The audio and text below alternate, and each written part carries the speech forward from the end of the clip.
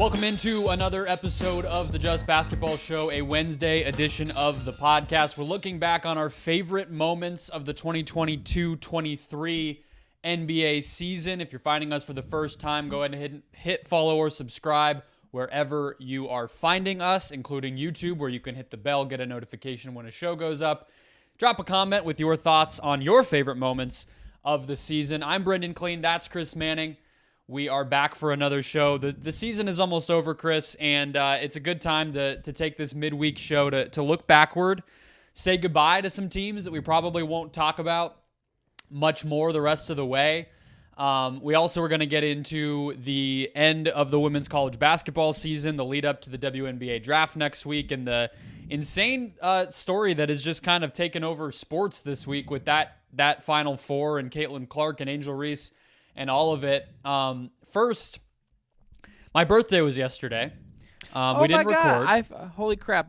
Brendon, I want to say for the record that I am awful, that I did not wish you a happy birthday. You even said last week on this show. To be fair, I don't think you did. You know it was my birthday? No, but here's the thing. We are friends, we are coworkers, and I feel like I should have figured this out. Maybe I just wasn't on Instagram enough yesterday, but happy birthday. Congratulations that you're going to get probably Julian Nagelsmann at your football club of choice, that you're going to get to cover Kevin Durant in the playoffs. So happy birthday, buddy. It's a great week. We got music that I like. We got Succession back. We got Kevin Durant back on the court. The universe aligned for me, at least for 1 week, so I'm appreciative of that. My story, though, related to basketball on this topic was going to be that my wife and I went to this place. I'm sure they're all over, like an adult arcade where they have food and a bar and sports up on the wall and on the TVs and whatnot. So, but this one had almost entirely old retro games. It's a pretty small place, and they had NBA Jam. Ooh. And so I got to play NBA Jam for the first time in, I can't even tell you how many years. Were you an NBA Jam guy? I was retroactively. I wasn't. It was. Neither one of us were alive enough to be doing it in its heyday, right? But correct, yeah. But after the fact, I definitely played it. It's a good time. What's your combo? Because this one, the game tells you the most common duos that there are in obviously the Suns were number one because it was in Phoenix. I believe I played a few different rounds, and I think number 2 was the Bulls with MJ and Pippen. And then I think number 3 was Shaq and Penny with the Magic. So those were the 3 most popular on this particular box. Were you just Cavs all the way? What was your strategy here? No, definitely some Cavs, but it played with I remember playing I think with Ewing and Oakley at one point in the original. I want to say there was a Sean Kemp one. I can't remember who he would have been paired with, but Sonic probably era Gary Sean Payton, Kemp. right? Maybe you would think, but maybe there was you'd have to check the year, and then it just hasn't aged well. But Stockton and Malone also just pretty great, just as iconic as an OG NBA as an duo. iconic duo. So those would be mine, but definitely some Cavs ones. But it's. Price and Doherty of that time is just one of the best Cavs duos that has ever existed. But I feel like they should remake it now, honestly. I really feel like they should. So that was the other thing I was going to bring up is my real experience playing NBA Jam. I have played it at arcades. I've played that original one before. Yesterday was not the first time, but I used to play. They had an app version on iPhones, but I didn't have an iPhone back then. I had an iPod Touch. And my middle school days of playing the NBA Jam app game on my iPod Touch on the school bus between my house and school are, I don't want to say best memories because that makes me sound incredibly lame. But as a nerdy basketball fan who just wanted as much of it as I could get, my go-to with that, because it was current time, was Durant and Westbrook. And that's a pretty fun.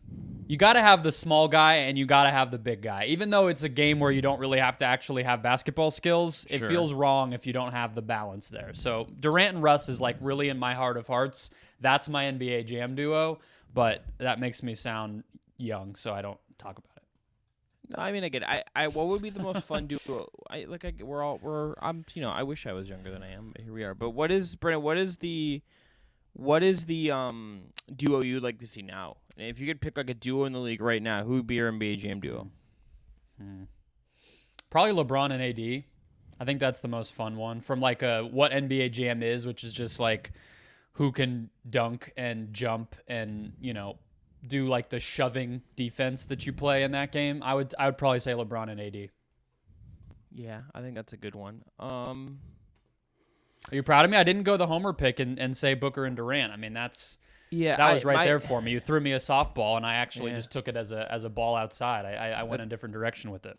That's growth. I'm thinking like Anthony Edwards and Towns. All right, I respect that. You also the other one that came to mind is Zion and Ingram. Yeah, I mean, but like this, are they returning on like? There's no injuries, right? Because like otherwise we're just. Yeah, some of the jumping that happens in that game where you soar like above the hoop. I don't know if Zion's body structure lands that plane very well. So let's navigate our way out of that. But I went back in the basketball nostalgia well last night, and so I wanted to bring you and our listeners right along for the ride. But let's get into this Iowa LSU national championship game from Sunday night, Chris, or Sunday afternoon. Let's start with the game. I don't know how much you want to get into the other stuff. We can go into it as little or as much as we make our way into. But it was an amazing game. There's only one thing to say about the other stuff, and that's that Caitlin Clark said she does not care that Angel Reese talked trash, and that she actually endorses it. And anyone else who's complaining, particularly elderly white men on the internet, can let's go. Like, what are we doing here? Yeah. Other stuff, and then we will get into the game. Shaq's timeline will speak for me on the matter. If people haven't checked out what Shaq has been saying on Twitter, he's been a real reply guy, just defending his LSU sisters, and pretty much everything that he's put out there, I feel pretty similarly on with this one. I don't agree with Shaq on every single thing in life, I don't think, but with this one, I definitely do. But let's get into the game. LSU scored over 100 points in a 40-minute college basketball game. That's pretty insane. And they beat the National Player of the Year, who swept like all of the different million versions of National Player of the Year that college basketball gives out. Caitlin Clark was all of them, and LSU beat her. To me, in large part, what they were able to do that South Carolina on Friday wasn't, Chris, is they just made her have to play physical defense. They screened her a bunch. They just involved her player, the player she was guarding, in action a lot more than South Carolina was able to. And yeah, they probably got lucky with some calls. They probably got lucky that she missed a few shots and things that she normally wouldn't. But I think that led to her fouls and her lack of rhythm. And then their offense was just able to take over. And Iowa's defense, we know Iowa's defense is not going to really be the reason they win. So that was that. I mean, it's an oversimplification, but when it's one player doing so much for a team, all you got to do is make that player 10, 15% worse. And credits Kim Mulkey and their players. They were able to execute it, and they won. I mean, just Kim Mulkey, I think, deserves like a ton of credit as a basketball coach for how well she has done at this program. Like, took them to where they've never been before, won them their first title, and has buy-in, seemingly from like everyone in that team, right? Like you hear like Angel Reese and others in that team, what they say about Kim Mulkey, it's like they buy into her and they buy into what she's doing there. And she absolutely outcoached at like every angle of this game. She was the much, much better coach of these two, and it kind of like won them the game in a big way. And, the Clark part of it, the Clark stuff's part of it as well. And you don't even feel like anyone on LSU necessarily was as dominant as maybe you'd expect in a game that lopsided. It very much felt like a pretty balanced thing. Angel Reese. I thought Alexis Morris was very good. Like, and it was cool to see because Zaya Cook was great for South Carolina in that mid-range area, and that's the shot Iowa just decided. All right, we're in the Final Four.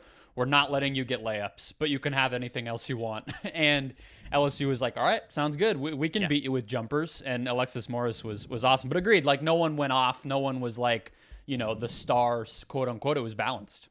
Yeah, I mean, you had a really nice game from Jasmine Carson off the bench. She was 5 of 6 from 3, 7 8 from the field for a team high 22.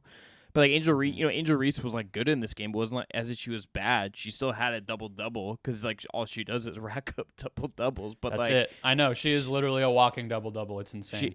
she had 15 and 10 and was like 5 of 12 from the field, but like got to the line 8 times. Like everyone on that LSU team like contributed something, right? Like it wasn't one player dominating. It wasn't one player dictating everything for them in the way like it kind of has been at times. It felt like for Iowa to some degree. I mean, even in this game, Clark has 30. Their next highest scorer has 13.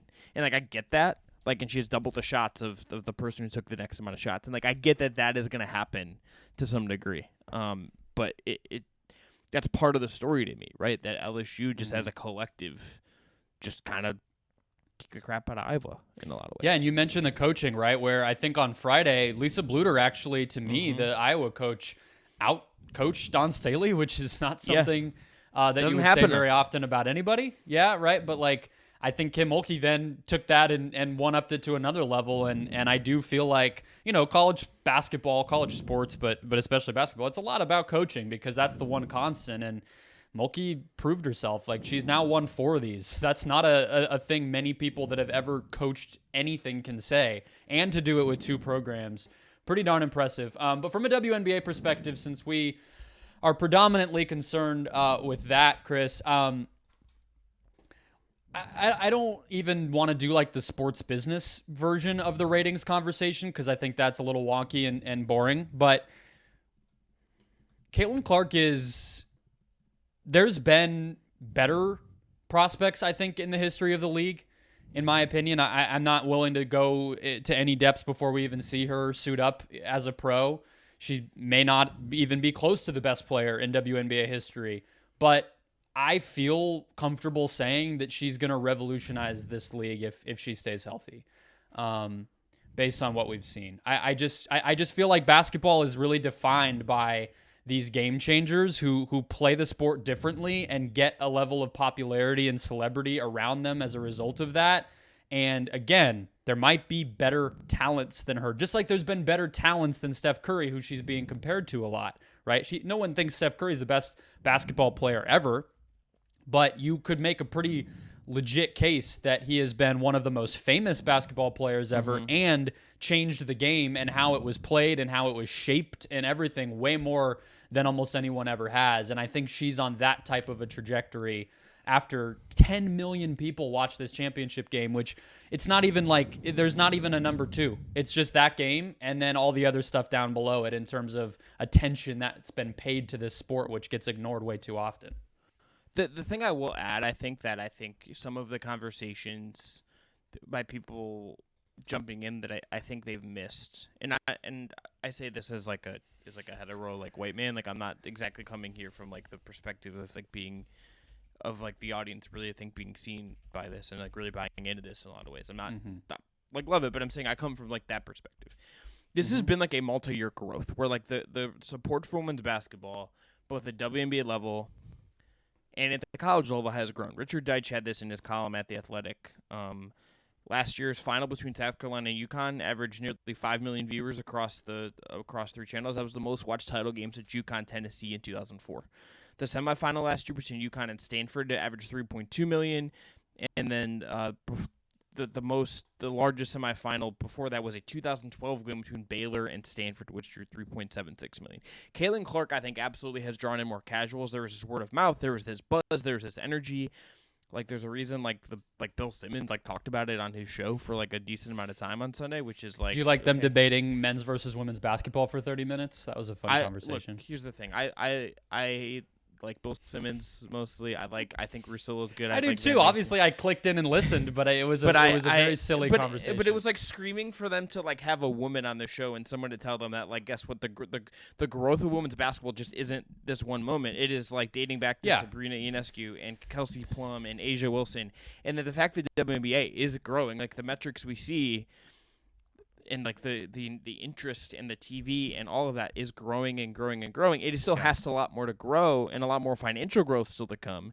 But this is like a multi-year thing. This feels like a peak of some kind, just because Caitlin Clark drew so much casual and kind of I think was the star of both the men's and women's tournaments by like a significant margin, right? Like that. This was the star player and the most talked about player, regardless of gender, in these 2 tournaments.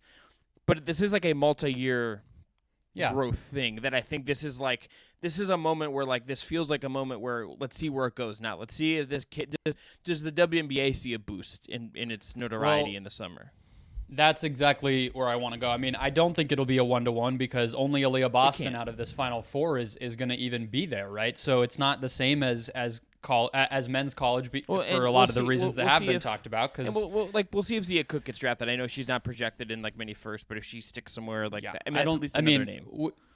Sure, name. She absolutely will, be a talented prospect, whatever. But who drove this is it's Caitlin, it's Angel Reese, it's Aaliyah Boston. We know that's how basketball works. And I think to pick up on your point, my last kind of thing on this, again, in terms of the revolutionizing of the sport and the people that have done that, like the men's side, we kind of know the names, right? Wilt did it, just made us, okay, well, that's possible for an athlete on a basketball court. Okay, Magic and Bird, like they kind of brought that ABA style to the NBA. I feel like Jordan, it was just like, okay, a guard can dominate the sport. A guy who's not 6'7" or taller can do this and whatever. I even put Shaq in there a little bit on the men's side. I feel like LeBron, obviously. The women's side, it's Candace Parker dunking and playing point forward and doing it on both ends. You have Brianna Stewart bringing that 5 out to the W. Like Clark will do this, but the Magic and Bird one is kind of where I zero in the most because the W still has this benefit of having its college athletes become famous household names who have a history with the audience before they get to the pros and can cultivate more of a following and audience at the highest levels. And so the W has a real responsibility here to maximize the attention that the lower level is getting. It's not just Caitlin Clark or any of these athletes either. It's the people who caused a stir and got the branding and the commitment and the investment changed with Sedona Prince and everything in 2021. It's all the changes and athletes you've been talking about who kind of the past 5 to 10 years have built us to where we are now. I would even throw like Arike Gumbawale in there, making the crazy shots that she did and all that. Like the W needs to carry the momentum forward, and people like places like ESPN and Nike and their partners have to treat it as an opportunity. Otherwise, the momentum does. We can't wait till next March to talk about any of this stuff again. So the athletes are doing their part. The sport's entertaining. It's like, all right, everybody else, like let's get this going because the audience is there and the sport is super duper entertaining. Well, and here's just some of the names. This isn't all of them, but these are some of the names that will be coming back to women's college basketball next year, and likely then will be going into the 2024 WNBA. You would assume maybe they take a COVID year or whatever, but like this is like some of the names that you would think heading to their last year of college and then could be transitioning to the pros. And I think all to varying degrees carry really, really big audiences. Caitlin Clark. Paige Becker's ever heard of her? She's going to come back from a knee injury next year and was like the most. Yeah, I mean, if we get robbed of like prime Paige Beckers, that really sucks for just people who like basketball. Angel Reese. Cameron Brink. Well, she'll be actually 2 more years. Angel Reese is not going to be in next year's draft. Yeah, two more years. Mm-hmm. She's on this mock that I'm looking at, so like that's my apologies. This person messed it up. Cameron Brink, Haley Van Lith, Georgia O'Moore, who's like maybe not on the same level of practice those, but was one of the most fun players in the tournament. She had more threes at one point in the tournament than Caitlin Clark for a really good Virginia Tech team that made a really nice run. Mm-hmm. Like there is so much talent.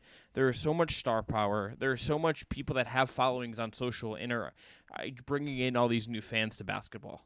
And this should be like a generational kind of pivotal moment. It really, really should. And it should be talked about in that way. It should be talked about seriously in that way, not just as like there's one person doing one thing. No, this is like a generation of people, a generation of athletes that are going to be in our lives for a long time. And be, I think, the head of like basketball in the country for a long time. There's obviously people in the league now, Asia Wilson, Kelsey Plum, like Candace Parker's obviously still around, like Sabrina, like there's Brianna Stewart, like you have all these stars, but there's this younger generation coming up that is going to be like the headline makers for like the next 15 years if everything kind of goes to plan. Yeah, and so we already have super teams that are going to kind of dominate the conversation in the W this summer. You add young talent that will make a deeper league, a more generationally split up league. Whereas right now the W is a little bit, the star power is consolidated in the older people in terms of recognizable household names. So I think that it's coming at the right time. Let's just see how it all plays out and which teams these players even end up on. That's going to be fun to plot out as well. But Chris, let's move on to our favorite moments of the NBA season. I picked 5. Did you pick 5? Yes, I believe so. All right, so I have 5, and then I have a couple of honorable mentions, which we can do at the end. We won't start with them. I'll let you go first. I went silly and big, real basketball stuff. I went all over the board, so I hope you did too. But I'll let you pick your first one to start us off here. So I went a little more kind of just a gut feeling, and there's one funny one I did mention that I thought about this morning that I'm really mad I didn't. So I hope you picked it because I think we actually talked about it on the show. But I'm gonna make a note of it, and we can get to it in the honorable mentions at the end. All right, I'll see if you bring it up first. I'm gonna go with my homer one first, though. I kind of just have to, and that's because I saw it in person, and to me, like, it's one of the defining performances of the season. That's Donovan Mitchell scoring 71 fucking points in a basketball game. Okay, you know how hard that is. Let's just think about this. Is it hard anymore? I feel like one of the lessons of this season is is it easy now? If we're gonna start being 71 points isn't hard, then I think even it's not like it's being done every night. It was done twice. Okay, Fair. It's not like we're someone's averaging someone's averaging 71. And this game, I think is such an encapsulation. I think of what has made this season really special for Donovan Mitchell. He was relentless. He just kind of picked up the slack at every point. He played with a purpose the entire game, and he was just not going to be denied this entire game. It ends with, he has to continue this by missing a free throw. He did commit a lane violation they didn't call him for, but you just kind of breeze past that, and he gets the offensive rebound, and they keep going, and he just kept going and going and going. And this is a guy flamed out in Utah. With the defense, he's kind of talked about it. You can feel that there's just an energy behind him to prove a point this year. This is the best basketball I think he's ever played in his career. This is hey, they need me to do this. I went at it. And I this might have been the last time he actually spoke to the media, but they actually did a cool thing this game where Kevin Love, who has been around LeBron, been around actual NBA history, they bring him out and he does the other podium. And it was cool to hear him talk about Mitchell, talk about the history of it, talk about how he'd never seen anything like that. So to me, this was just getting to be there, getting to see that. It's one of those games that is just burned into my memory. So I had to go that. I think Donovan is one of the stories of the season. I think, him arriving was obviously big from the offseason, and then taking the Cavs to the next level up from interesting young team to, most people expecting them to make the second round and, a little bit of a dark horse possibility to go even further than that. So I don't think it's just a homer pick or anybody. I don't think there's anyone who, if they don't appreciate it, they're probably in the wrong, not you. I feel like Donovan, to me, has kind of a lot riding on him this playoffs or has some, I don't want to say pressure, whatever word you want to use. I feel like there will be attention paid to what level of team can he create by arriving, and how much higher and further can he go with Cleveland than he was able to with Utah. And, is this roster construction maybe better for him than that one was? And just all of these kinds of questions that come with a reset in your career. But yeah, the 71 is kind of the high point for him, but I feel like he's had multiple, even the first week or so of the season, that game against Boston where he went toe-to-toe with Tatum. He's had lots of 40 and 50-point games throughout the year. He's one of the absolute best scorers in the league, and he's taken his game to yet another level. I think we definitely will remember Donovan from this season, and he might have more moments coming in the playoffs. He just had his third straight 40th point game, and that put him past LeBron James. He has 12 40-point games in the season. That is more than LeBron ever had in a single season with the Cavs. Think about that for a second. LeBron's name in Cavs record book forever is just everywhere. He's going to have number one on most everything, and no one's ever going to catch him as the best player in Cavs history. That is never going to happen, right? That's likely. That is very unlikely ever to happen. Donovan Mitchell is having like one of the best offensive seasons ever, maybe the best offensive season ever by a Cavs player not named LeBron James. And this moment was the pinnacle of it, I think. Can't wait. I'm very excited to see him in the playoffs against the Knicks. Very excited. I had Lillard 71 as an honorable mention. Okay. I thought Mitchell's was better personally. I feel like Lillard sort of, I guess we just knew he was capable of it, and so maybe that's why. Maybe I'm kind of holding that against him. It felt like a Damian Lillard game that just happened to have like 20 more points than any of the other ones had before. Like it was like, yeah, Dame can do that. Check that box off. He got to 70 this time. Like, I know that's crazy, but I think it's also a testament to how great he is. But I would have picked, if I had to pick one of those two that I'll probably remember more and that felt more meaningful in the moment, I do feel like I would pick Mitchell. We've had the Lillard conversation of why his year was a little bit disappointing already multiple times recently, but they both kind of go hand in hand, especially how weird it is that they landed on the exact same number. Yeah. We might get more of these in the future. We'll see. But this just to me has to be on there. It's one of the defining performances of the season. So for me, this was a must. What's your first one, Brendon? Yeah, let's go with, I think I saw it on yours a minute ago.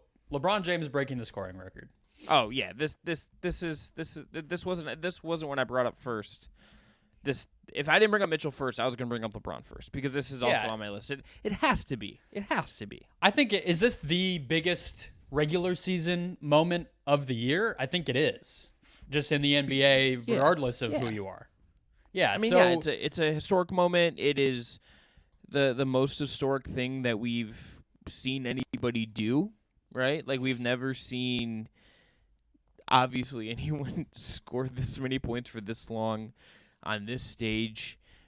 The history of it, the moment, I feel like everyone was watching it. It felt like you could tell how much it meant to LeBron. Obviously, like they didn't win the game, and that was like a little weird. And there's rough stuff with it, and all this was weird. But this was such a. This is something that we will, in our lifetimes, Brendon, probably never see replicated. We're never going to. Well, that's where I wanted to go with it. That moment to me was a reminder of how the longevity that he's been able to have. I think we just the LeBron's a robot, never getting hurt, all that. The LeBron James of feet with the ruptured tendon that he apparently had this past season right now that we're in, and all those kinds of things get plenty of attention, like obviously. But, he's in his late 30s still as one of the best players in the NBA and making us all kind of, nervous of what he might do in the West this year. But when you really just take a step back and you look at the number of points, and I think to me, Chris, honestly, especially how far anyone else is from him, some of the players who we associate with being the best scorers playing in the league right now, or even just some of the best that have already retired, whatever it is, and you just think how far away they are. Like Carmelo Anthony, not probably ever going to play in the NBA again. He's more than 10,000 points away from LeBron.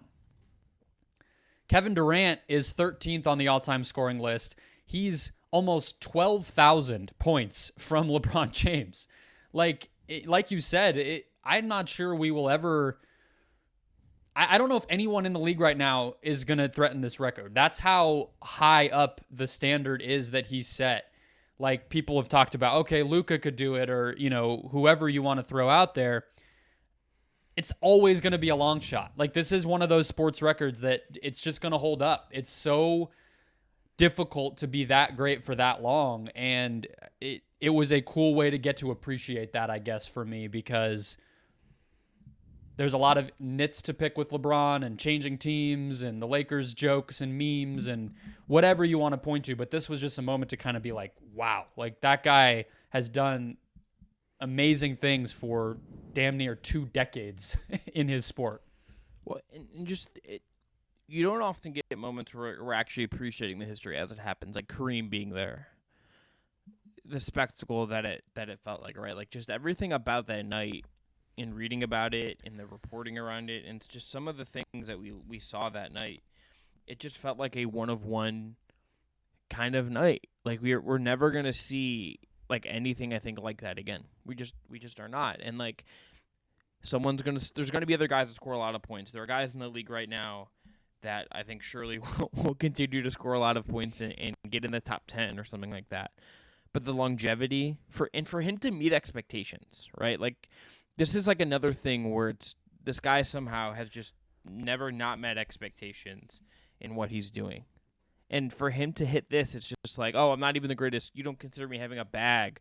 And how much he talked about that. Like I've read that Zach Lowe piece where he talked to Zach Lowe about his moves. And like him being like, oh, you don't think I have a bag? Well, like I actually do have this deep bag of tricks. And there's never going to be something quite like that ever again. I don't like, even if there's historical moments, even if there's another big LeBron thing in whatever his last year might be, I don't think that singular night can ever be recreated.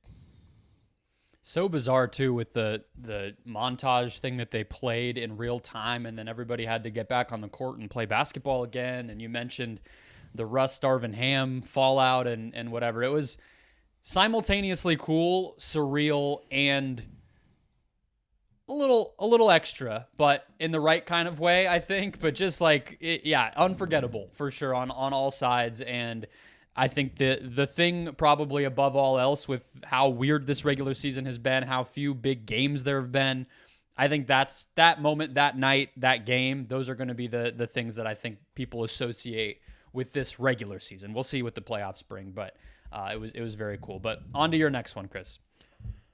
I'm going to go with a vibe pick on this one, and I'm just going to – I think the Sacramento Kings are the moment. The Sacramento Kings – starting with the De'Aaron, I think really the De'Aaron Fox game winner in Orlando.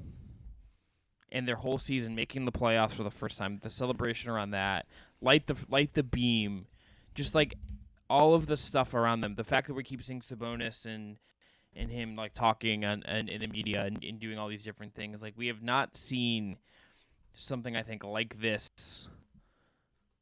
And these guys getting kind of the respect I think they deserve and the attention I think they deserve. And the fact that they've earned it. And the fact that it just feels like this is something coming out of darkness. This is something coming out of despair and a fan base that like was in a weird spot and a franchise and players that were in a really tough spot.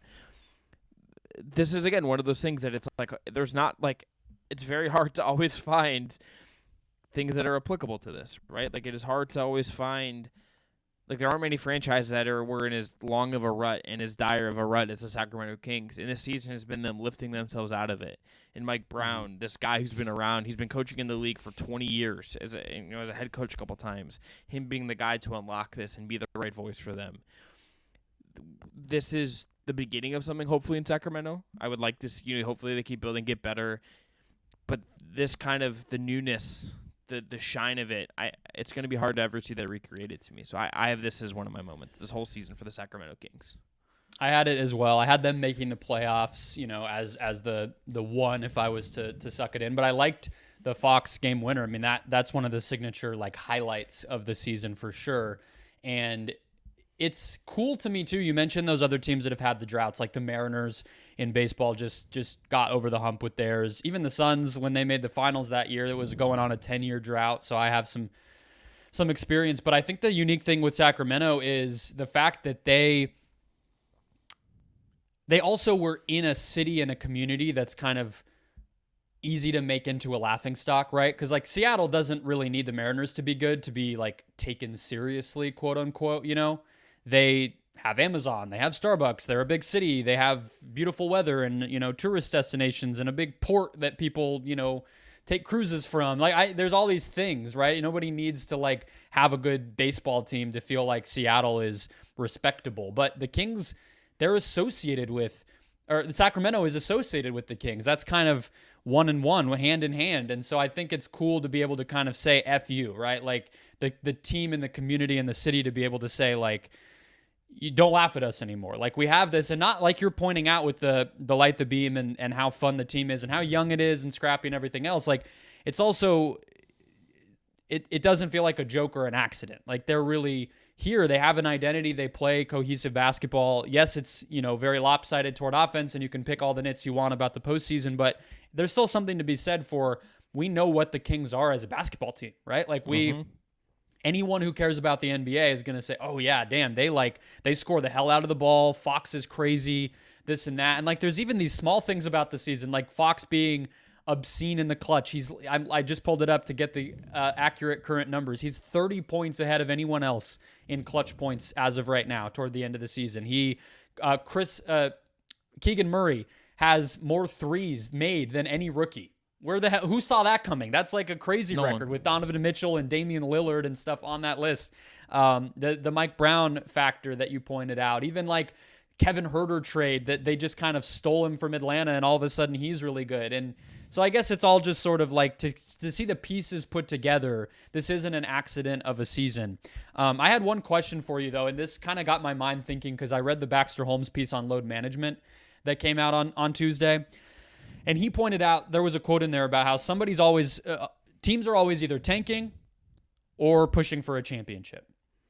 And that was a way to put the load management phenomenon that I'd never really thought about, Chris, of like, there's either the incentive to shut guys down, to slow roll their minutes, or to hold them out so they're fresh for the postseason. And because of that, there's never an incentive to have somebody go all out if they're a star player. And then I thought of the Kings, and I'm like, well, there's the incentive.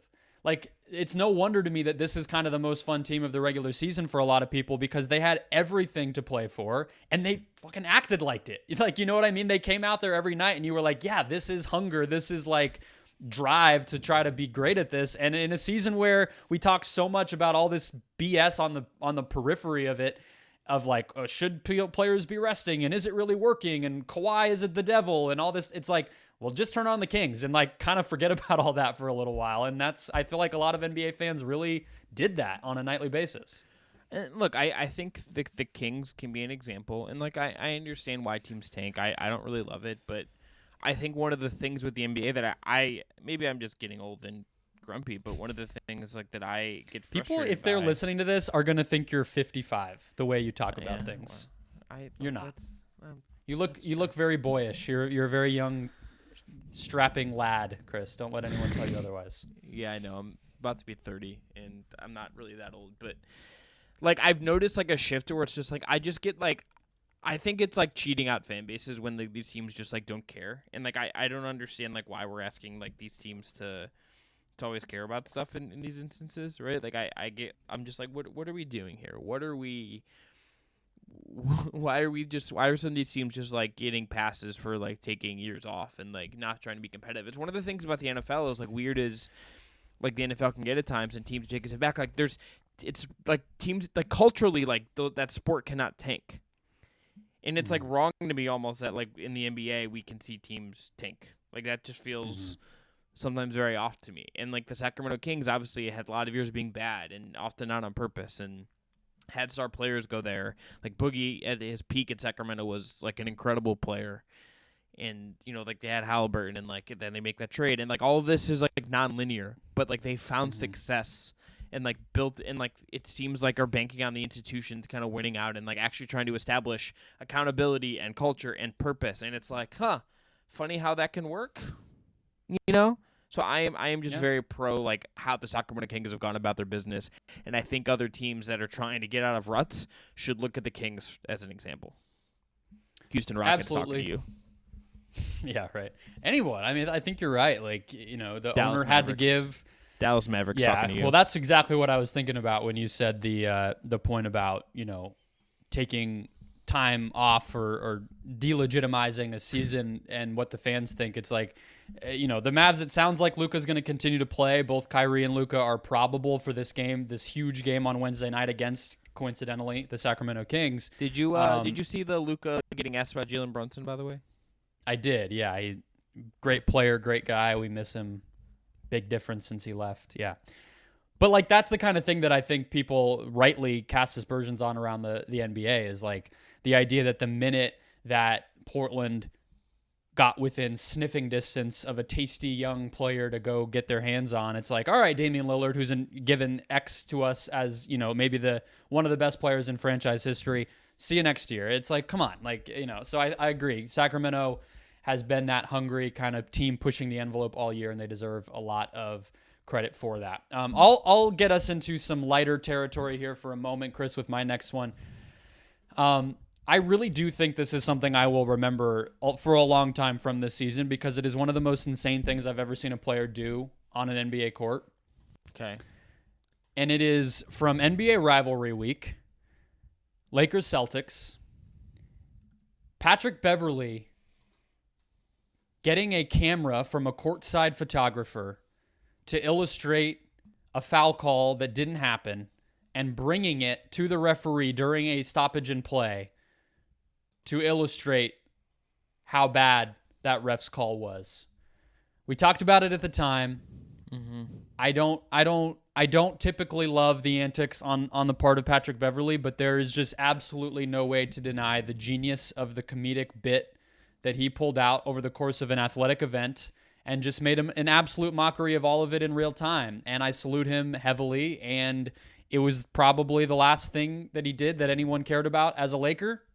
And it's a great fitting way to end his time, just doing the most at all times and making you wonder whether he's actually a basketball player or just a plant by any number of comedy groups or FBI agents. I'm not sure, but I love this moment from Patrick Beverley, and it is one of my top 5 for the year.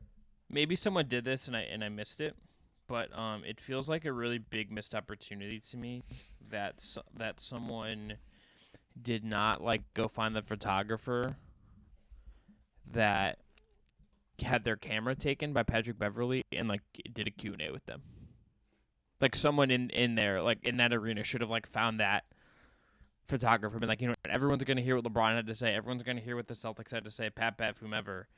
I really feel like someone should have went and talked to the photographer. And I hope they're doing okay. I hope their camera's okay. If it's not okay, I hope their employer gave them a nice new camera. I hope that they just have a happy ending with this camera. But yeah, I kind of love the idea of it being an intern or one of those a college newspaper photographer who was just there getting the experience of a lifetime. Did I really luck out? How much did I luck out getting to cover Lakers Celtics? I'm 19. I'm just bright-eyed and bushy-tailed, and then all of a sudden here comes the most insane person associated with pro basketball in the world charging toward me, asking for the device in my hand. And then I have to give it to him. Also, the most reliable guy we have in the league as far as creating memes. Think about how many. I can't tell you how many times I've seen people using the clip of him jumping on top of the scoreboard after the Wolves won the play-in game as to make fun of a small people accomplishing something really small. He already had the too small to LeBron even since exactly. He's almost one-upped himself since this happened. So. And then Austin Reeves hits him back with it. Patrick Beverley for all of the antics and how it doesn't always work with him. Even when he gets to LA, lest we forget. Do you remember he said that I made the playoffs last year and they didn't? Yeah. You remember that? Just this guy is just a content machine. He has a podcast, so I guess he's on the right track. He knows where his bread is buttered. Loved this. Did not love him genuinely trying to injure Chris Paul multiple times in the playoffs 2 years ago. There's a reason the Russell Westbrook, they played together, but did not like him for a long time, and that's because people who Patrick Beverley intentionally hurt him. Dillon Brooks is just jealous that he didn't make the list. He's not on the level yet. Patrick Beverley is the king of this, Dillon can only hope for the crown, really. Yeah. Did you see KD saying nice things about Dillon Brooks, by the way? I didn't get to that point in the podcast yet, but I did see that happened. I just saw the clip of it, Yeah. They do these private podcasts on their website. It's silly, but... Yeah. Well, whatever. We're never going to do that. Yeah. All right, so mine is Embiid versus Jokic in Philly. This was the head-to-head matchup between these two guys that were probably the only one we're going to get all year. Embiid has 46. They lead a comeback. He has the big moment. It was just fucking fun to see these two great players go against each other in these big moments. We don't get enough of this in the NBA. The NBA doesn't sell it, I think, well enough in some of these moments. Mm-hmm. And I think the schedule and some of the goofiness of what goes on in the league, I think, kind of takes away from this at times as well. But Embiid versus Jokic, these two titans in the MVP race in Philly, in that environment, it was one of those games I really wish I could have been at just to feel it. But it translated incredibly on TV. It maybe even matter. I think watching back the highlights that we didn't get it again in Denver. Obviously, I think for understandable reasons, considering the Embiid injury stuff in the playoffs coming up. But this was like truly just two of the league's very best going head to head, and like it felt right that we got it, and just Embiid, the way he played in that game, leading the comeback again, having 46, winning that matchup, it felt like a really big moment at the time. I think this was the most fun game of the season. I had this on my honorable mentions list. I think it was probably the best game of the season too. It wasn't just like, it wasn't just the stakes or the MVP stuff. It was actually like a great basketball game. Embiid hitting that three at the end. Harden had a three there. The way that you felt Philly kind of felt like they gained a level of confidence when they started to force Jokic into some mistakes, which is just not something you see. A great player kind of struggling in that environment is always fun to watch. And again, it made us kind of crave what the next chapter would look like, and we didn't get it. But it's two Titans going up against each other, kind of vying for the MVP. And I do feel like that was a moment where Embiid, his MVP candidacy started to turn, and you can trace it back to right now where it sounds from everyone's comments like he's going to win it. And that game kind of started that off. Speaking of that, what do you make of all these guys publicly vouching for Embiid as their MVP? Curry did it now. I think Dame had said something as well. Yep. Do you have any idea why they're going? Because it's one thing to think it, but they're like going out of their way to publicize it. Look, I gave credence to it. I think it should count for something if these guys in the league are saying that. John Lucas, the former head coach, very valued assistant and kind of leader in Houston, said the same thing, right? So it had something similar. Well, why do you think they're saying it, though? That's what I'm curious about. I do think it matters. I do think it will affect voters, but I wonder why they are going out of their way to make their opinion known when they don't have to. I think there is something to the idea that, like, and they feel like Embiid should be rewarded, and I don't think that's like an uncompelling argument. I don't want to say that like exactly. I think that's kind of what got at Dame's thing more than anything else, is that he feels like they need to honor a guy who hasn't kind of got it, and that for whatever reason they feel like Jokic has to like raise that level.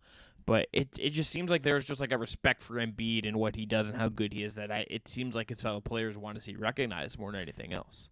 Do you think players are more? This is kind of a silly like sports talk kind of argument, but it because they're talking about it makes me curious.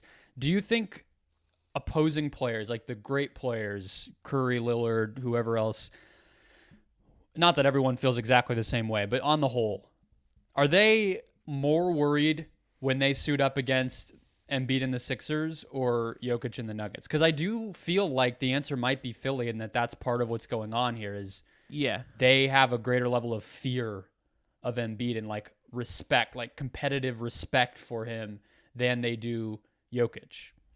I absolutely think it's a Embiid defensive kind of thing with that. So I don't think you're wrong. What Embiid has done a couple of times this year against like Ja as one example, even the other night against the Luka and Kyrie and the Mavs, like has been. It would terrify me. So that's part of why I ask. Like he can take over a game on both ends in a way that not a lot of players in the entire league can. So we can talk about his MVP when he gets it. And next week when we do our awards, we'll see who we vote for. But I'll do my next one, Chris. The Kevin Durant trade. Yeah. I think this is probably the transaction off-court thing that we will most closely associate with this season. I think LeBron breaking the record is the on-court thing. I think this is the off-court thing that we'll kind of remember this year by. It just felt so out of nowhere, I think. And it felt like the saga had at least one more year to go on it, at least to me personally. I mean, did you think when Kyrie asked out the weekend before the deadline, he gets traded to the Mavs the Sunday before the deadline, 2 days after he asks for the trade? If we did a podcast that Sunday, I don't think either one of us were really thinking Durant was going to be traded 4 days later. It just felt so impossible. And then all of a sudden, he's joining a team that was in the finals 2 years ago, and a couple more legendary players to add to his endless list of star teammates. Like that's what I think it really boils down to for me, is just that it felt so out of nowhere and crazy. And you just don't get a lot of those in sports. Just something where your jaw drops. Yeah, I did not think so, but then the dam broke, right? Like the dam shattered, and these things change, and it's a reminder of how fast things can change in the league. And then obviously, Durant's hurt at the time, so he's kind of like this looming like specter of death, like waiting to come and like destroy the Western Conference, and it is this thing kind of hanging over everything still. It's like to me, it almost feels like we haven't talked about like Durant enough because he just hasn't played enough. But like he is one of the all-time great players, one of the best players in the league, who's having a fantastic two-way season before he gets hurt. And then he's hurt and it's just kind of been out. And it's like, oh, like this guy might just like rip off a title run this year. And it just is kind of like hanging out there as like a dangling thread. So you just don't. We saw a lot of big trades last summer. We saw Kyrie traded this year. We've seen Anthony Davis traded. We've seen like lots of players traded. Like we're in this era of movement. Lots of picks going out. We've never seen, I think, a guy at Durant's level at what he's accomplished. Like there's not really like a historical like analogous trade to me of like Kevin Durant getting traded like that. Like especially in season. These things happen usually in the off season. This just feels like a really, really big deal. Even just now. Now. It just feels big. Feels really big. I love the confidence and cockiness of kind of calling his shot in this way too, of just we've all, it's been kind of beaten into the ground how malleable he is and how easy it seems like it's going to be for him to fit in. But this is just the ultimate way to prove that. And it's so like cocky and kind of asinine, like just like I'm not only great, but I'm so great, and I reduce this game that you all struggle to even, maximize or break through in. I reduce it to basically playground ball because I'm so amazing at what I do that I'm gonna change teams while I'm hurt. And the minute I step back on the court, my team's gonna be among the favorites to win the championship because of me. It's like it's that video clip that I think is going to define his career forever of just my name, who I am, right? Like I'm Kevin fucking Durant. That's what he told us, and he's just lived up to that. I don't know. I think that part of it is cool. I know some people don't like it. They don't respect that he has done this so many times, whatever. Not a debate that I like having, but I do think there's something very cool about him kind of upping the ante and raising the stakes on that whole debate even more by saying, watch this. Like, let me do it in 2 months and then tell me how much you still hate it. Because you'll be too impressed to even be a hater anymore, Yeah, he is again another guy that is just like unique in so many ways and just kind of out there in different ways in so many ways that I feel as if sometimes like we take him a little bit for granted. Honestly, I really do. I know that's like you cliche. Think he's too weird to be appreciated? Is that what you're saying? Nah, I know. I think people don't. I think just the fact that he's like this guy who argues with people online and carries himself and does things how he wants. I think that makes him hard to understand, but I think that makes him even more compelling. I actually don't. Here's the thing: is like I actually don't even think he's that hard to understand anymore.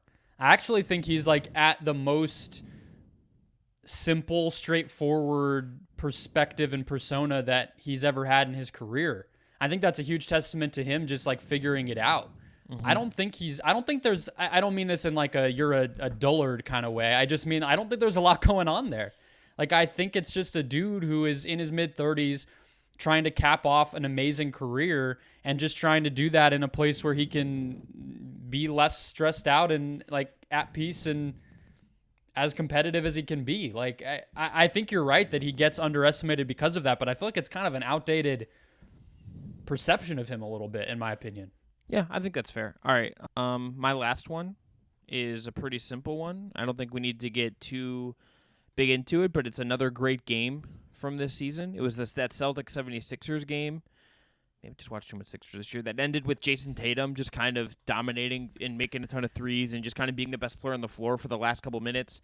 And then Embiid hits that like full court shot at the buzzer that doesn't go in, but like would have extended the game. This was just like Philly really playing at the best I can really remember them playing against Boston. It still wasn't enough because of what Tatum did. And just another really high level basketball game.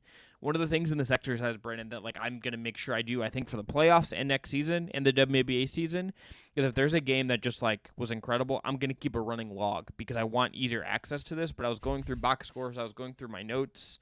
This was one of the games that I felt like it deserved the shout because it was a lot of fun in real time, really really high level play, amazing, one of the best Tatum games of the season, and he's gonna finish fourth in MVP, but has been I think really great this year. And just another, like, Embiid kind of thing where it's just like, goddamn, this guy. I think the top of the East, 1 through 5, any of the combinations of those two teams playing over the course of the season has given us awesome games. Yeah. Like Boston, Cleveland, I think all of the games they played have been really good. There was one bad one in Boston, and then Jaylen Brown said the Celtics had figured out how to play Cleveland, and then Cleveland...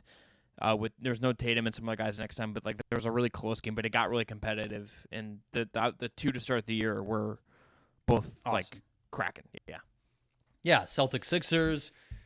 The one of the ones that I thought about putting on was Bucks Sixers when Embiid guarded Giannis down the stretch. The Sixers won. They had Tucker and Harris both end up out of the game in the first half, so they were closing with Niang and McDaniels, and they won. They beat Giannis and the Bucks. So. I think all of these are great. Where are you on the Celtics right now heading into the end of the year? Because they've lost some clunkers, and they've also won some big ones, and they're a little bit hard to pin down. I think they'd be my second team coming out of the East. I think I favor Milwaukee, but they've matched up historically pretty well with Milwaukee. So I wouldn't be like shocked if they made the finals, but I trust the Bucks more. But I would say they're my number 2 pretty clearly ahead of Philly and ahead of the rest of the East, but they're number 2 with a bullet behind Milwaukee for me right now. I like it. I think that I still do trust them, and I think we take their depth a little bit for granted. The fact that they have 2 Six-Man of the Year candidates, as well as shooting and defensive versatility and everything you basically could want from a team. Yeah. If the Bucks didn't exist, they would be like my number 1. But the Bucks exist. Yeah. I think the Celtics just will need to get out of their own way with the three-pointers and not let that be what defines their luck. Like, yes, they're going to take a ton of threes, so they're going to swing highs and lows a lot, but Tatum and Brown are just going to need to have a playoff stretch, a postseason run where they make that stuff not matter as much. All right, let me get to my last one here. It is the Stan Spittin saga, if you remember this. Kevin Durant, another one with KD. This was not intentional. I genuinely was thinking of it as a Stan Van Gundy thing and forgot that Durant was the other guy. But that's, I guess, my homerism showing a little bit here as well. But for those who might have forgotten, Stan Van Gundy tweeted on January 17th. He also made his Twitter account locked, Chris. I was literally just noticed that. I pulled up the link and I clicked the tweets, and now I'm a little like, what the heck? Yeah, I'm like, is he okay? Is everything all right? Whatever. 90s NBA teams had just a trainer and a strength coach. They practiced more often and harder and played more back-to-backs. Teams now have huge medical and performance staffs and value rest over practice, yet injuries and games missed are way up. Something's not working. And then Durant quote tweeted him, said Stan Spittin, or I don't even think he quote tweeted him, he just said it. And then Van Gundy replied getting immediately defensive and trying to explain himself and whatever, thinking he's on the wrong side of a KD Twitter beef once again. And then Durant responded, Stan, I agree with you, LOL. And then Stan Van Gundy had to get educated that Spittin, in fact, meant that somebody was telling the truth and very correct. And his old manism and his race, I think, showed in a combination there. And it was hilarious. I love Stan Van Gundy as a character in the NBA. I love him as an announcer as well, but he is very funny to me and is never afraid to just be the oldest person in the room, and this was a great illustration of it. Also, just want to say, shouts to KD for just actually kind of sharing his thoughts on things. I don't think enough NBA more NBA players should be comfortable doing that, and I understand why some of them don't love the media or whatever, or see us in a certain way. But honestly, I think the best of us and the ones who mean well are just want to learn about basketball and talk to people about it, and this was fun, and I think showing your personality is fun. It's one of the other good ones with Durant. I think the best one will still be the debate with Matt Moore, where he said no one wants to look at a graph while they're having a basketball debate. What's funny about that one though too is like similar to this, like it became kind of a joke and a meme, but at the same time, Durant actually ended up having a real conversation about like mid-range jumpers and rhythm and what the numbers of value over one shot versus another don't always get, about how players are approaching it and all that stuff. So again, a W for just having real conversations as an athlete, but Durant is content gold, man. And even though he was injured for half this season, he gave us a couple to remember. Yeah, I have 2 honorable mentions. Okay. Number 1, LeBron saying, I went to the LeBron James feet. Yeah. Just like all-timer. Iconic. All-timer, second all-timer. Another thing I was in person for. Donovan Mitchell saying, him and I have had our personal battles for years. Quite frankly, I've been busting his ass for years in reference to Dillon Brooks after Dillon Brooks punched him in the balls. Oh, yeah. Dillon Brooks punching Donovan in the balls is a good one. And then, yeah, that fallout afterward. I forgot about that moment.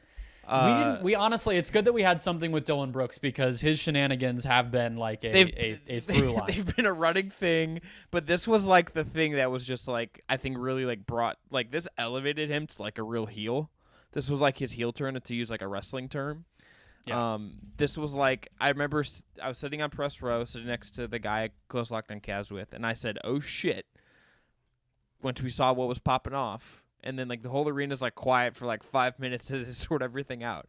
And then Donovan, we're like talking, I'm talking to the media room with people. We're like, oh, they even going to have him come in because he got ejected, or like, what's that going to be? He brought himself in so he could say this, like, to be very clear. Like, he didn't like have like a PR person bring him in. He didn't do it at his locker. He's like, where can I go talk to the most amount of people and talk shit about Dillon Brooks? And he went and did it. And it was like, goddamn. Just goddamn. Dillon Brooks is, I'm interested to see how his shenanigans go. He's at loved this crossroads. He's loved it with the Grizzlies is the thing. Oh, of course. I think the team that has the players like that always do. He's at this crossroads though, where it's like he's obviously not as good as somebody like Draymond, and he's kind of at his peak. Like I don't think a lot of people are looking at Dillon Brooks as if he's going to get better. And is now like arguing with Draymond Green. Yeah, well, it's just that's just the passing of the baton.